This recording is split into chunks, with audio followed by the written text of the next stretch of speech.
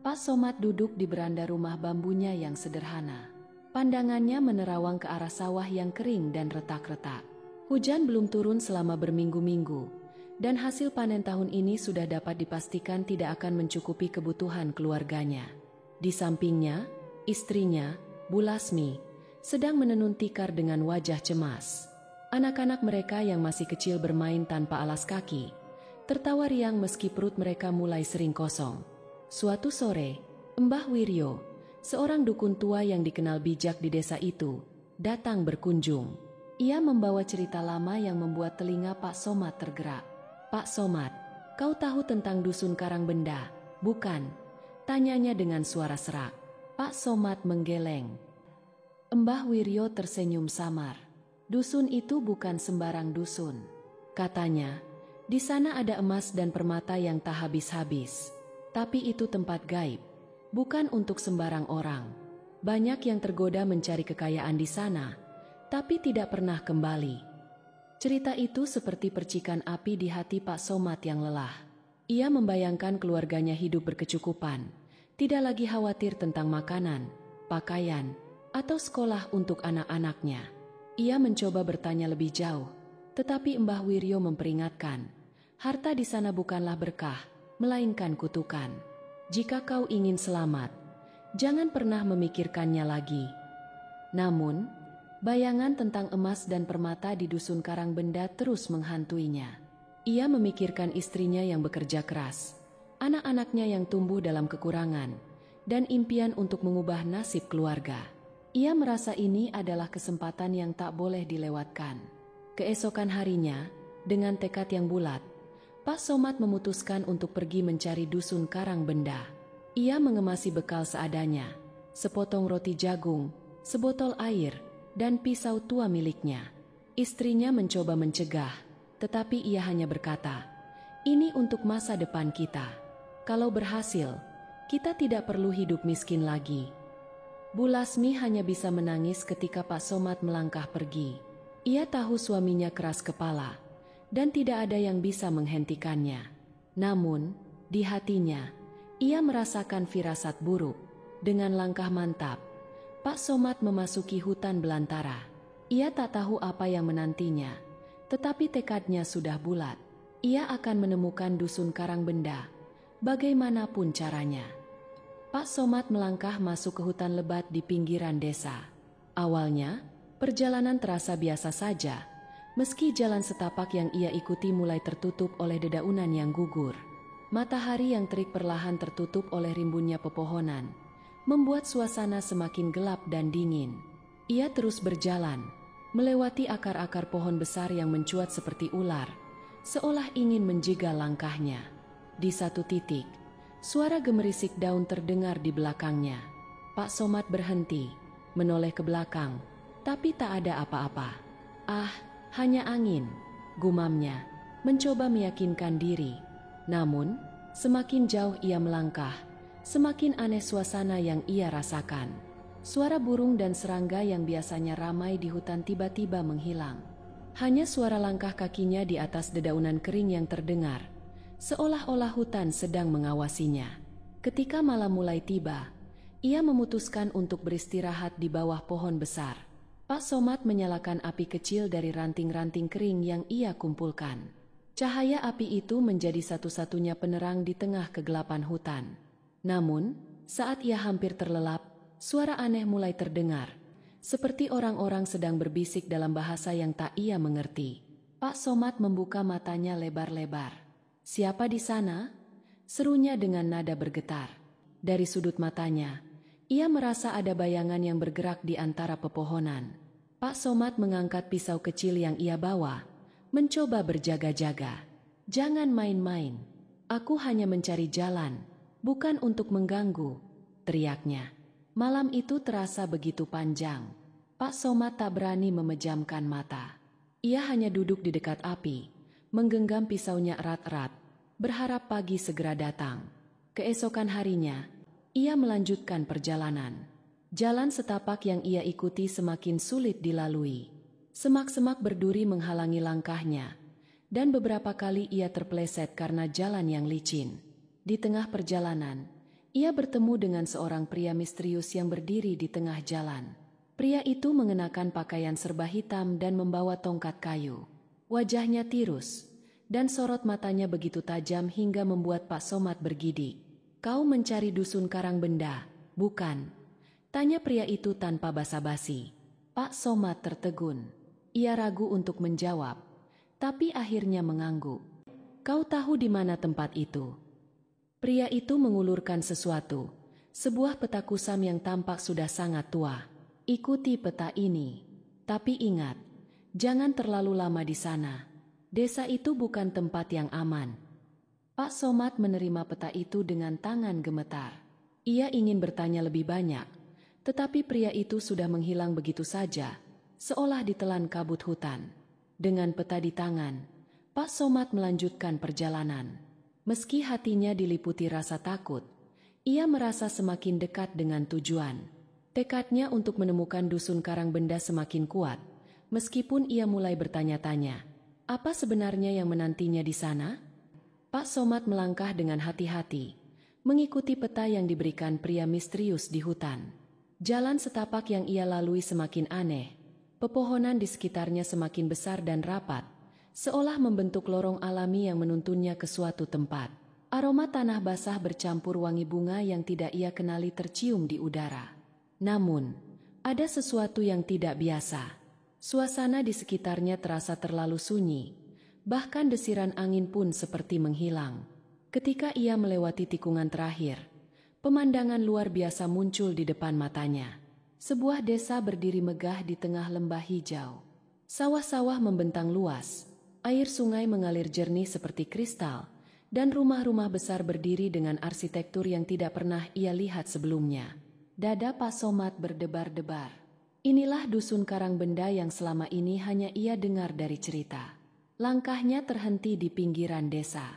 Tiba-tiba, beberapa penduduk muncul dari arah rumah-rumah. Mereka tersenyum ramah, mengenakan pakaian bersih yang tampak seperti terbuat dari kain mahal. Salah satu dari mereka, seorang lelaki tua berjanggut putih, melangkah maju menyambutnya. "Selamat datang, Tuan. Apa yang membawa Anda ke tempat kami?" tanya lelaki itu dengan nada lembut. Pak Somad sempat ragu, tetapi akhirnya berkata, "Saya mendengar tentang desa ini. Saya hanya seorang petani miskin yang ingin mencari peruntungan." Lelaki tua itu tersenyum. "Anda datang ke tempat yang tepat. Silakan tinggal di sini. Kami akan membantu apa yang Anda butuhkan." Pak Somad diberi sebuah pondok kecil di pinggir desa untuk beristirahat. Penduduk desa begitu ramah dan perhatian. Mereka memberinya makanan lezat yang belum pernah ia cicipi sebelumnya. Nasi yang harum, lauk yang melimpah, dan buah-buahan segar. Semua terasa seperti mimpi indah. Namun, semakin lama ia berada di desa itu, semakin banyak keanehan yang ia rasakan. Para penduduk desa selalu tersenyum, tetapi senyum mereka terasa kosong. Mereka tidak pernah berbicara tentang dunia luar. Bahkan, ketika Pak Somad mencoba bertanya, mereka hanya tersenyum dan mengalihkan pembicaraan. Di malam pertama, Pak Somad mencoba menikmati kenyamanan pondok yang disediakan untuknya. Tetapi ia terbangun di tengah malam karena suara langkah kaki di luar.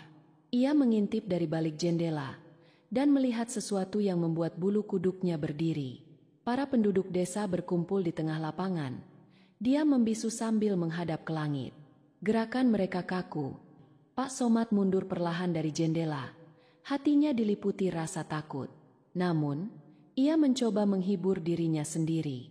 Mungkin ini hanya kebiasaan mereka, gumamnya, meskipun ia tahu ada sesuatu yang tidak beres di desa ini. Keesokan paginya, seorang penduduk desa membawanya ke sebuah tempat yang membuat matanya terbelalak.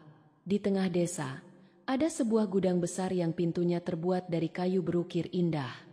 Lelaki tua yang pertama kali menyambutnya membuka pintu gudang itu, memperlihatkan pemandangan yang tak pernah ia bayangkan.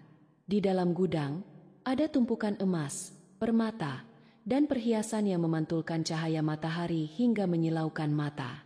Pak Somad berdiri terpaku, merasa seperti mimpi. "Semua ini milik Anda, jika Anda menginginkannya," kata lelaki tua itu dengan senyum lebar. Pak Somad tidak percaya dengan keberuntungannya. Seluruh kekayaan itu ada di hadapannya, seolah-olah semua usahanya mencari dusun karang benda terbayar lunas. Namun, di sudut hatinya, ia merasa ada sesuatu yang tidak ia mengerti. Pak Somad berdiri di tengah gudang besar itu. Matanya terpaku pada kilauan emas dan permata yang memenuhi ruangan. Setiap sudut gudang tampak penuh dengan benda berharga, kalung berlian, mahkota emas, hingga koin-koin kuno yang tertumpuk seperti gunung kecil. Ia merasa seperti tengah berada di dalam mimpi yang menjadi kenyataan. Lelaki tua yang membukakan pintu gudang berdiri di sampingnya dengan senyum yang tak pudar. Semua ini adalah berkah dari dusun karang benda. Kau boleh memilih apa saja yang kau mau, Pak Somad, katanya lembut. Pak Somad merasakan dadanya berdebar. Kekayaan ini bisa mengubah hidupnya dan keluarganya selamanya. Tak perlu lagi ia mencangkul di sawah yang kering atau memikirkan bagaimana cara membayar utang. Tapi, saat tangannya terulur untuk mengambil sebuah permata merah yang sebesar kepalan tangan, ia merasa ada hawa dingin yang menjalar dari permata itu ke ujung jarinya. Ia menarik tangannya cepat-cepat, bingung dengan apa yang baru saja ia rasakan. Semua ini memang ditakdirkan untuk mereka yang berani mengambilnya. Lelaki tua itu berkata, seolah bisa membaca pikirannya. Dengan setengah hati, Pak Somad akhirnya mengambil beberapa keping emas dan menyelipkannya ke dalam kantong bajunya. Lelaki tua itu tersenyum puas dan berkata, "Bagus, istirahatlah. Besok kita akan menunjukkan lebih banyak keajaiban dari desa ini." Malam itu, Pak Somad kembali ke pondoknya dengan perasaan campur aduk. Di satu sisi, ia merasa beruntung karena telah menemukan kekayaan yang ia cari. Namun, di sisi lain, ia merasakan sesuatu yang aneh, seolah-olah harta itu memiliki berat yang lebih dari sekadar emas. Ketika ia tertidur, mimpi buruk mulai menghantui. Dalam mimpinya, ia berada di dalam gudang yang sama, tetapi kali ini gudang itu dipenuhi jeritan. Orang-orang dengan tubuh rusak dan wajah pucat berdiri di antara tumpukan emas. Mereka menatap Pak Somad dengan mata kosong. Tangan mereka terulur seolah meminta tolong. "Jangan ambil milik kami. Jangan tinggalkan kami di sini." Suara mereka bergema di kepalanya. Pak Somad terbangun dengan napas tersengal-sengal. Ia memandang sekeliling, memastikan dirinya masih berada di pondok. Namun, mimpi itu terasa begitu nyata hingga ia merasakan dinginnya ruangan. Ketika ia merogoh kantong bajunya untuk memastikan emas yang ia bawa, ia merasakan sesuatu yang berbeda. Koin-koin emas itu kini terasa dingin dan licin, seperti kulit ular. Ia membuangnya ke lantai dengan panik, tetapi koin-koin itu kembali ke kantongnya seolah-olah mereka memiliki kehendak sendiri. Mimpi buruk ini pasti hanya kelelahan. Ia mencoba meyakinkan dirinya, meskipun hatinya penuh keraguan. Keesokan paginya, penduduk desa kembali menyambutnya dengan senyum ramah, seolah-olah tidak ada yang aneh. Namun, bagi Pak Somad, desa ini mulai terasa menyesakan. Setiap sudutnya, meskipun terlihat indah, tampak menyembunyikan rahasia kelam. Ia mencoba berbicara dengan beberapa penduduk, tetapi mereka hanya memberikan jawaban singkat atau senyuman yang terasa dingin. Beberapa kali, ia menangkap mereka menatapnya dengan mata yang tidak berkedip, seperti sedang mengamati sesuatu di balik dirinya. Pak Somad mulai menyadari bahwa harta karun ini bukan hanya ujian keserakahan, tetapi juga membawa sesuatu yang jauh lebih gelap. Namun, ia belum tahu seberapa dalam bahaya yang mengintainya. Hari-hari berikutnya di dusun karang benda semakin menambah keresahan di hati Pak Somad. Sejak ia menyentuh emas di gudang, keanehan-keanehan mulai bermunculan. Seolah-olah desa ini sedang menunjukkan sisi lain yang tak terlihat sebelumnya. Suatu pagi, Pak Somad berjalan di jalan setapak desa. Matahari bersinar terang, tapi ia merasa dingin seperti berada di tengah malam. Ia menyapa beberapa penduduk desa yang sedang bekerja di sawah, tetapi mereka hanya membalas dengan senyuman aneh, tanpa suara, tanpa ekspresi. Ketika ia memperhatikan lebih dekat, ia menyadari sesuatu yang membuat bulu kuduknya berdiri. Penduduk desa tidak memiliki bayangan. Ia memutar tubuh, memastikan dirinya sendiri masih memiliki bayangan, dan memang ada. Namun, semakin lama ia berada di sana, semakin sering ia menangkap hal-hal ganjil seperti itu. Malam harinya, ia duduk di dalam pondok, mencoba merenungkan apa yang sebenarnya terjadi. Ia kembali mengingat pesan pria misterius di hutan. Jangan terlalu lama di sana. Kini kata-kata itu terdengar seperti peringatan serius. Di luar pondok, suara nyanyian samar terdengar. Melodi itu indah, tapi juga menyeramkan. Pak Somad mencoba mengabaikannya, tetapi rasa penasaran membuatnya mengintip keluar jendela. Ia melihat beberapa penduduk desa berjalan dalam barisan menuju gudang besar yang penuh emas. Gerakan mereka kaku, seperti boneka yang digerakkan tali. Pak Somad memutuskan untuk mengikuti mereka secara diam-diam. Dengan langkah hati-hati, ia menyelinap di antara bayangan malam. Ketika sampai di depan gudang, ia melihat para penduduk masuk satu persatu, tetapi tidak ada yang keluar. Rasa ingin tahu mengalahkan rasa takutnya, dan ia memutuskan untuk mengintip ke dalam gudang. Apa yang dilihatnya membuat tubuhnya gemetar. Penduduk desa yang tadi masuk kini berdiri diam di tengah ruangan, memandang ke arah sebuah altar besar di ujung gudang. Di atas altar itu, terdapat sebuah guci emas yang memancarkan cahaya aneh. Mereka mengangkat tangan, seolah-olah menyembah guci tersebut. Ketika Pak Somad hendak pergi, sebuah tangan dingin menyentuh pundaknya. Ia berbalik dan melihat seorang perempuan muda dengan wajah pucat dan mata kosong. "Jangan melawan, kau akan menjadi bagian dari kami," bisiknya dengan suara datar. Pak Somad terkejut, tetapi sebelum ia sempat bergerak, perempuan itu menghilang begitu saja, meninggalkan hawa dingin yang menusuk. Ia berlari kembali ke pondok dengan napas terengah-engah.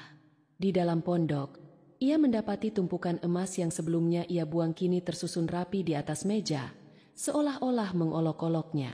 Ia mulai sadar bahwa harta itu bukanlah berkah, melainkan perangkap. Namun, ia masih belum tahu bagaimana cara keluar dari desa ini. Semakin lama, penduduk desa menjadi semakin aneh. Mereka mulai mengajaknya untuk tinggal lebih lama, dengan alasan bahwa kekayaan ini adalah jawaban atas semua doa dan kerja kerasnya. Namun, di balik kata-kata mereka yang lembut, Pak Somad merasakan ada niat jahat yang tersembunyi. Suara-suara aneh terus terdengar dari luar pondok, seperti bisikan lembut yang memanggil namanya. Ia menutup telinganya, namun suara itu semakin keras, seolah-olah datang dari dalam kepalanya. Dengan rasa takut yang makin menggumpal, ia memutuskan untuk keluar mencari jawaban. Ia teringat rumah kepala desa, yang selama ini tampak megah namun selalu tertutup rapat. Ia berjalan perlahan menuju rumah kepala desa, memastikan tak ada yang mengikutinya.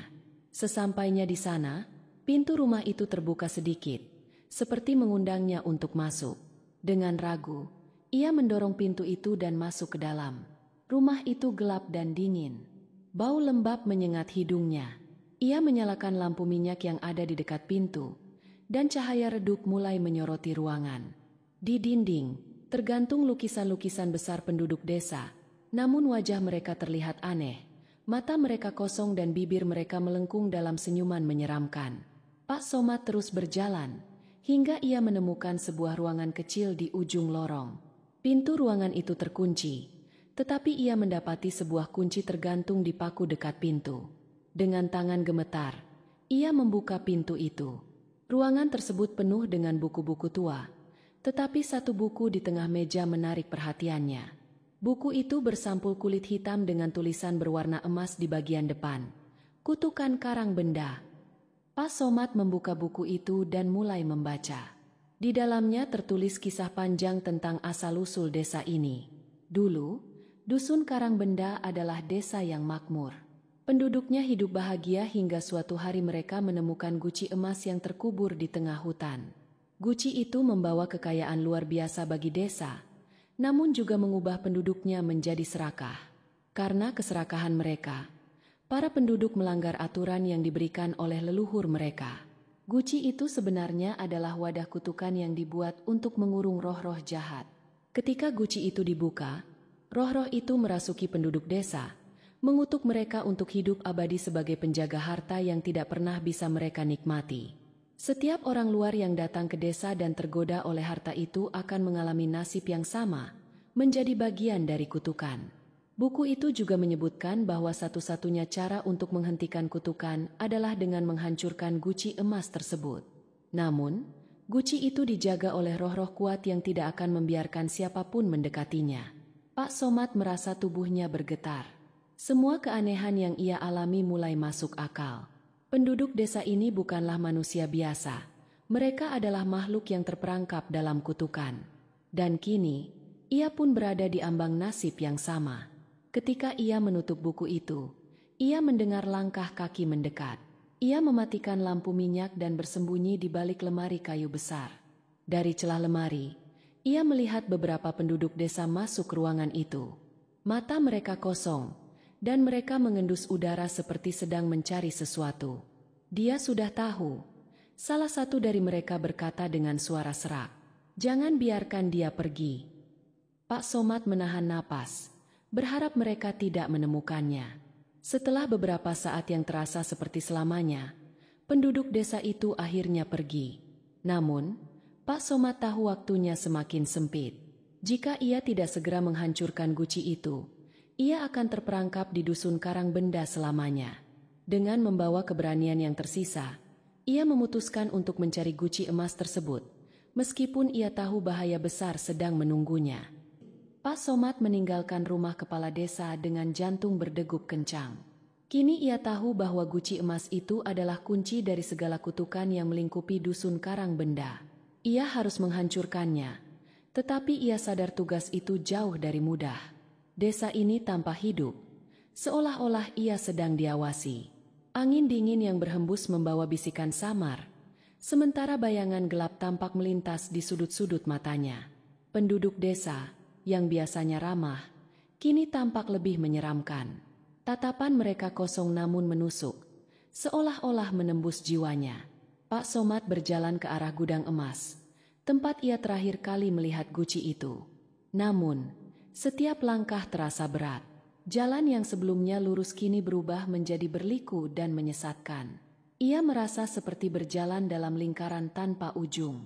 Di tengah rasa frustrasi, ia teringat pesan dari Mbah Wiryo tentang mantra perlindungan. Dengan gemetar, ia mulai melafalkannya, berharap mantra itu dapat membantunya menemukan jalan. Perlahan, kabut yang menyelimuti pikirannya mulai menghilang, dan ia melihat jalan setapak menuju gudang. Ketika ia tiba di depan gudang, pintu besar itu tertutup rapat. Namun, sebelum ia sempat mendekat, ia mendengar suara langkah kaki di belakangnya. Ia berbalik dan melihat beberapa penduduk desa berdiri dalam formasi melingkar, menatapnya tanpa ekspresi. "Kau tidak boleh pergi," kata salah satu dari mereka dengan nada monoton. "Kau telah menyentuh emas kami. Kau adalah bagian dari kami sekarang." Pak Somad mundur perlahan, mencoba mencari celah untuk melarikan diri. Namun, setiap langkahnya diikuti oleh gerakan mereka yang serempak, seperti boneka yang dikendalikan. "Maafkan aku tidak tahu," kata Pak Somad dengan suara gemetar. Penduduk desa itu hanya diam, lalu perlahan mulai mendekat. Wajah mereka mulai berubah, kulit mereka memudar menjadi pucat seperti lilin, dan mata mereka menjadi hitam legam. Pak Somad tak lagi mampu menahan ketakutan. Ia berlari menuju gudang dengan sekuat tenaga, meskipun ia tahu mereka mengejarnya. Saat ia berhasil membuka pintu gudang, hawa dingin yang menusuk menyambutnya. Di dalam, guci emas berdiri megah di atas altar. Cahaya aneh memancar dari benda itu, seolah-olah menyedot kehidupan di sekitarnya. Saat ia mendekat, suara-suara mengerikan memenuhi udara. Jeritan, tawa, dan bisikan bercampur menjadi satu, membuat kepalanya hampir meledak. Ia terjatuh ke lantai, menutupi telinganya, tetapi suara itu tetap menghantam pikirannya. Penduduk desa yang mengejarnya kini telah masuk ke gudang. Mereka bergerak perlahan, namun pasti, mendekatinya dari segala arah. Pak Somad tahu ia harus bertindak cepat. Ia meraih batu besar di lantai dan bersiap menghancurkan guci itu. "Kau tidak akan pernah bisa keluar dari sini," bisik sebuah suara dari arah guci. Pak Somad menggertakkan giginya, mencoba mengabaikan rasa takutnya. Dengan sekuat tenaga, ia melemparkan batu itu ke arah guci. Namun, sebelum batu itu mengenai Guci, sebuah sosok besar muncul dari bayangan penjaga Guci itu. Sosok itu tinggi, dengan tubuh gelap seperti asap dan mata merah menyala.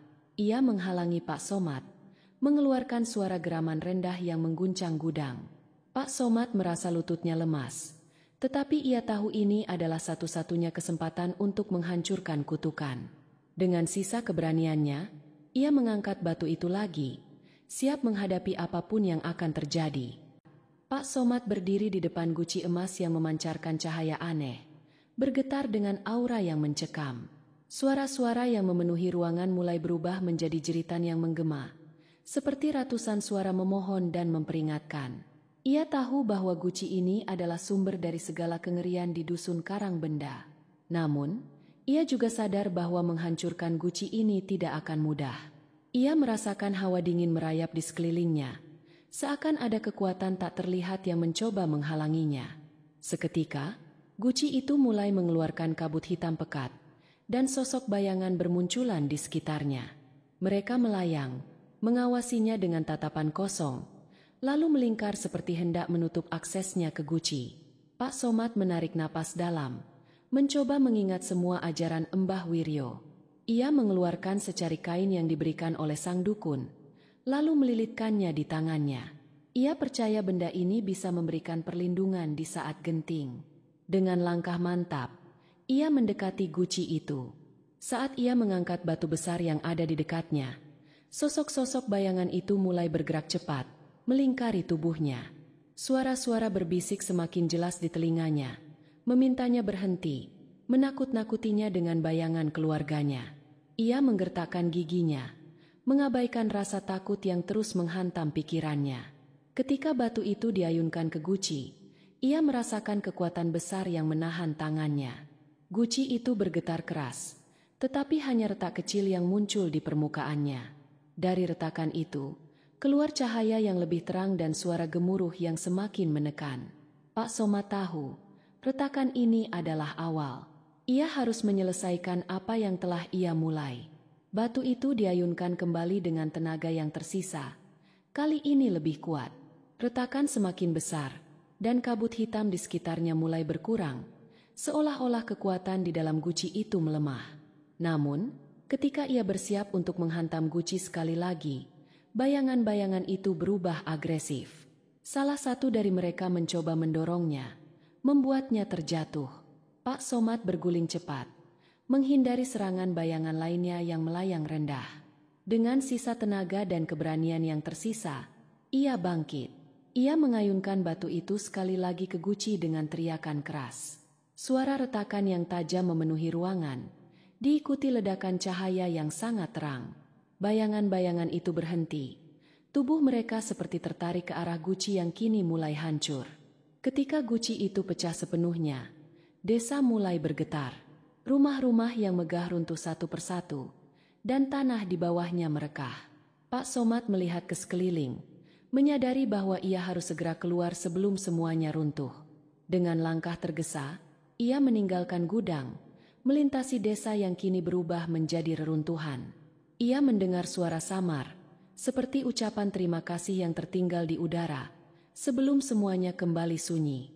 Pak Somad berhasil keluar dari desa dengan napas tersengal, menyaksikan dari kejauhan bagaimana dusun Karang Benda lenyap, hanya menyisakan hutan yang tenang seperti semula. Pak Somad berjalan dengan terburu-buru, keringat membasahi tubuhnya. Tanah di bawah kakinya bergetar hebat, dan suara retakan terdengar dari berbagai arah, seolah-olah seluruh desa sedang terkubur dalam kehancuran. Reruntuhan rumah dan bangunan mulai menutupi jalan keluar, dan Pak Somad merasa seakan terjebak. Ketika ia melihat ke belakang, desa yang dulu tampak damai dan penuh kehidupan kini berubah menjadi gurun pasir yang tak berujung. Ia bisa merasakan udara semakin berat, seolah ada sesuatu yang mengintai dari balik kabut yang tebal. Desis angin membawa suara-suara aneh, seperti jeritan yang tak pernah berhenti. Itu adalah suara dari jiwa-jiwa yang terperangkap dalam kutukan, dan Pak Somad tahu mereka menginginkan balas dendam. Namun, ia tak boleh terhenti. Pikiran tentang keluarganya menguatkan langkahnya. Ia harus keluar dari tempat ini, Apapun yang terjadi, semakin jauh ia berlari, semakin banyak hambatan yang muncul. Pohon-pohon tumbang menghalangi jalan, dan batu-batu besar berguling turun dari bukit. Jalan keluar yang biasa ada kini dipenuhi oleh reruntuhan dan kabut hitam. Rasa putus asa mulai menyelimuti hatinya. Akhirnya, ia tiba di sebuah tebing yang menghadap hutan lebat. Di sana, ia melihat sesuatu yang tak pernah ia bayangkan sebelumnya. Sebuah pintu gerbang besar, tersembunyi di antara pohon-pohon tua, berdiri tegak seperti menunggu kedatangannya. Pintu itu tampak bersinar lembut, seperti menyajikan jalan keluar yang sudah lama menunggu. Namun, Pak Somad tahu, itu adalah ujian terakhir. Ia melangkah dengan hati-hati menuju pintu gerbang itu, merasakan hawa dingin yang meresap ke dalam tulang. Ketika ia hampir sampai, bayangan sosok-sosok menyeramkan muncul di sekitarnya. Mereka berputar di udara, menggigilkan tubuhnya dengan tatapan kosong yang penuh kebencian. Pak Somad tidak berhenti. Ia melangkah maju, dan setiap langkahnya seperti mengundang makhluk-makhluk itu lebih dekat. Dalam hati, ia berdoa, berharap agar pintu itu adalah jalan keluar yang nyata. Tiba-tiba, salah satu bayangan mendekat, berbisik dengan suara yang dalam. Tak ada yang bisa melarikan diri dari kutukan ini. Pak Somad menatap bayangan itu dengan tegas. Aku bukan bagian dari kutukanmu. Aku datang untuk mengakhiri semuanya. Dengan semangat yang tersisa, ia menerjang bayangan itu. Sebuah cahaya terang tiba-tiba memancar dari arah pintu gerbang. Bayangan itu menghilang dalam sekejap, dan Pak Somad merasakan tubuhnya terdorong maju, melangkah melewati pintu itu. Begitu melewati gerbang, semuanya berubah menjadi sunyi. Pak Somad terjatuh ke tanah dengan napas terengah-engah, merasa seolah-olah seluruh kekuatan dalam dirinya telah terkuras. Ketika ia mengangkat wajahnya, ia melihat bahwa hutan di sekitarnya kembali damai. Suara-suara aneh itu berhenti, dan kabut hitam menghilang begitu saja. Pak Somad berdiri dengan gemetar. Ia menoleh ke belakang, namun tidak ada lagi yang tampak selain hutan yang luas dan tak berujung. Dusun Karangbenda, dengan segala kutukannya, kini sudah menghilang tanpa jejak. Dengan langkah yang lelah namun penuh syukur, Pak Somad berjalan pulang. Desa yang ia tinggalkan kini tampak jauh di belakang, dan ia tahu bahwa perjalanan ini telah mengajarinya banyak hal. Begitu ia tiba di rumah, di hadapan keluarganya, ia tahu bahwa kekayaan sejati bukanlah emas atau perhiasan, melainkan kebersamaan dan rasa syukur atas kehidupan yang sederhana namun penuh makna. Akhirnya, Pak Somad mengerti. Untuk mendapatkan kebahagiaan sejati, kita harus melepaskan segala bentuk ketamakan dan menerima kehidupan sebagaimana adanya. Ketika kita tergoda oleh harta dan keserakahan, kita mungkin kehilangan lebih dari yang kita dapatkan. Kebahagiaan sejati bukanlah tentang memiliki segala sesuatu, tetapi tentang mensyukuri apa yang telah kita miliki.